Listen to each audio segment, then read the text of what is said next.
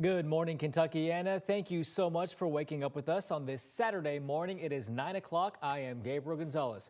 Well, you never know where he is going to go, or you never know what he's going to be on this morning. Reed is at Black Acre Farms. Reed, good morning to you, sir. You are having some fun. Good morning, Gabe. Good morning, everybody from Black Acre. And you never know what's going to go on here. I've never been in a horse-drawn sled. What's our horsepower here? Large. One large horsepower. Let's take it around here. We'll get position. Good to have you with us. We travel normally on big old tires, but this morning a couple of runners. Go ahead, Ellen, and we'll go. My first time ever in a horse-drawn sled. It's a pretty nice ride in here. It's pretty smooth, huh? It is. It really is. This snow that we're on actually is pretty much turned to ice, as it has everywhere.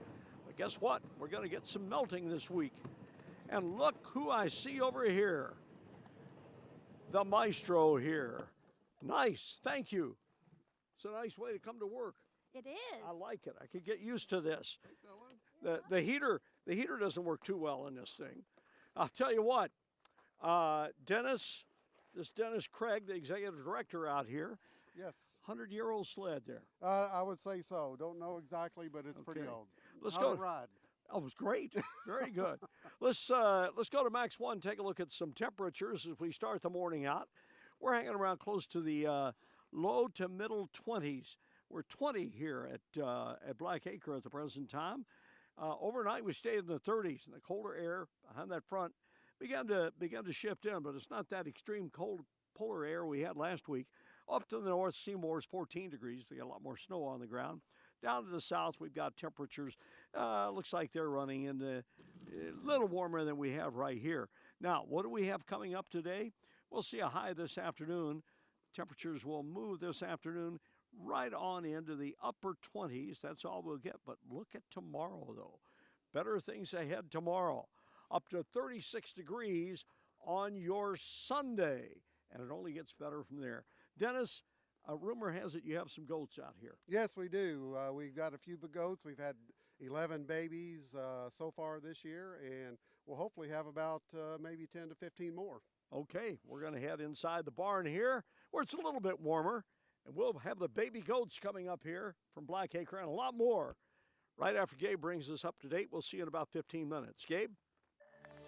All right, sounds good. Thank you, Reed. Moving on now to a dramatic moment in the courtroom after a man was found guilty on sexual assault charges. The jury recommended 65 years for Christopher Thompson. Judge Tracy Davis ended up cutting the conviction time in half. WHS 11's Clarice Shaley explains the decision.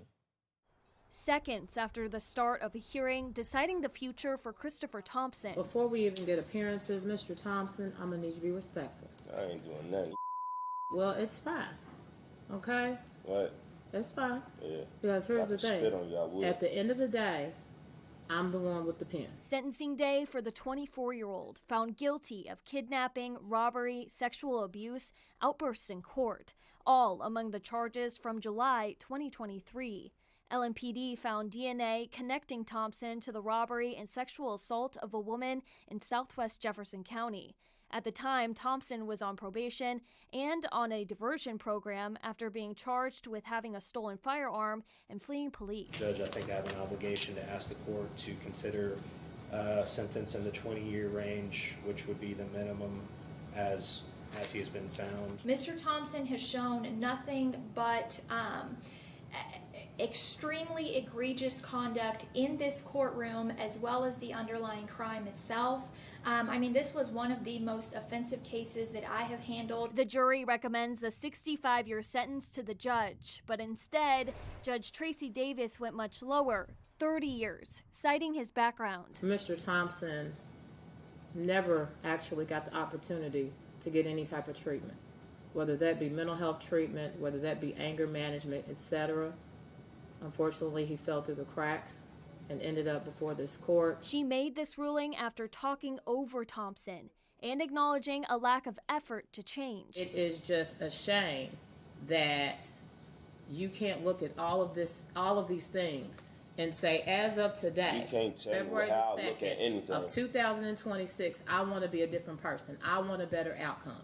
I want to be an asset to society. Republican Metro Council member Anthony Piagentini has been vocal about decisions from Jefferson County judges. And this is endemic of the complete lack of support the judiciary in Jefferson County is giving to the people to keep them safe. Thompson will finish serving his time when he's 54 years old. He's not eligible for probation or parole. Clarice Shaley, WHAS 11 on your side.